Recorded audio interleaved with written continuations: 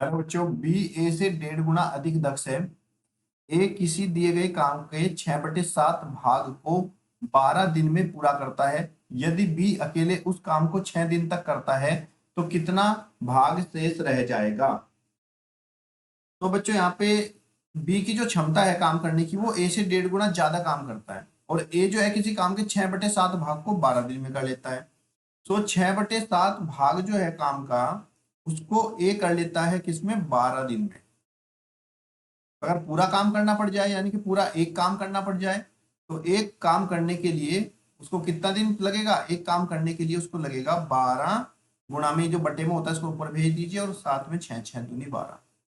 तो एक काम करने के लिए उसको पूरा काम करने के लिए 7 दूनी 14 दिन लगेंगे। तो एक काम करने के लिए अगर 14 दिन है तो एक दिन में कितना काम करेगा। आपको पता है कार्य और समय एक दूसरे को उल्टे होते हैं।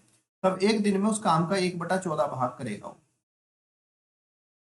अब बात करते हैं बी की। बी जो है वो ए से 1.5 गुना अधिक कार्य दक्ष है यानी कि जो भी काम ए करता है बी उसका 1.5 गुना ज्यादा काम करता है। तो यहाँ पे बी का एक दिन का काम, बी का एक दिन का काम, भाई ए जो है एक दिन में कर रहा है 1/14 भाग तो बी एक दिन में करेगा 1/14 भाग का 1.5 गुना, क्योंकि 1.5 गुना ज्यादा दक्ष है। इससे पॉइंट हटाया, जीरो लगा दिया, 5 दिया 15, 5 दूनी 10, 5 अठे 40।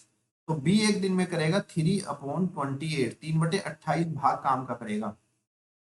और बी क्या करेगा अगर 6 दिन तक काम करता है बी तो काम का कितना भाग शेष रह जाएगा। तो बी का 6 दिन का काम निकाल लेते हैं। बी का 6 दिन का काम, एक दिन में बी करता है 3/28 भाग तो 6 दिन में करेगा 3/28 गुना 6, 2 से 14, 2 तिया 6, 3 तिया 9। तो 6 दिन में भाग करेगा 9/14 भाग करेगा काम का। अब बताना है शेष काम कितना बचेगा। शेष काम तो टोटल जो काम होता है बच्चों वो हमेशा एक काम होता है, पूरा काम हमेशा एक कंप्लीट 1 होता है।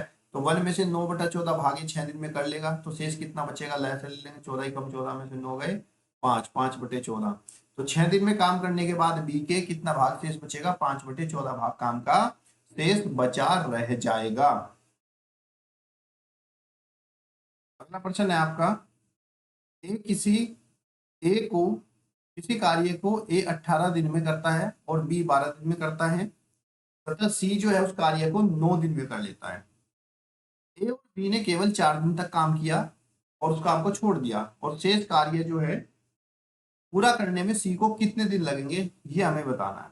तो ए काम को करता है 18 दिन में, तो ए का एक दिन का काम, ए का एक दिन का काम, ए अगर 18 दिन में काम को पूरा करता है तो एक दिन में करेगा 1/18 भाग।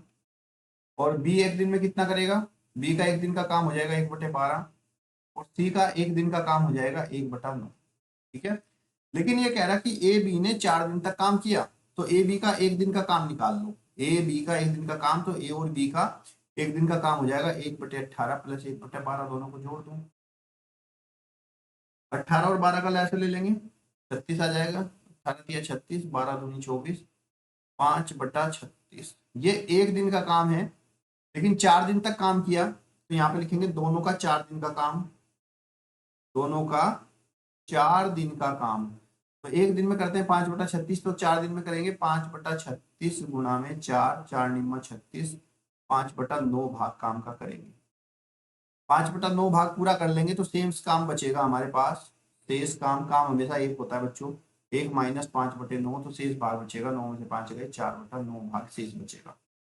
और ये जो बचा हुआ काम है शेष कार्य को सी कितने दिन में पूरा करेगा ये बताना। तो सी का एक दिन का काम है 1/9, काम बचा है 4/9 तो सी को कितना समय लगेगा। सी को शेष काम करने में लगा समय, तो शेष काम करने में समय लगेगा जो कुल काम बचा हुआ है 4/9, इससे हम भाग कर देंगे किससे, सी के एक दिन के काम से। भाई एक दिन में इतना करेगा तो टोटल कितना 9 से 9 कट जाएगा तो बराबर में क्या आया 4। तो सी जो है वो बचे हुए काम को कितने दिन में करेगा, 4 दिन में। ऑप्शन नंबर 1 जो आपका राइट आंसर है।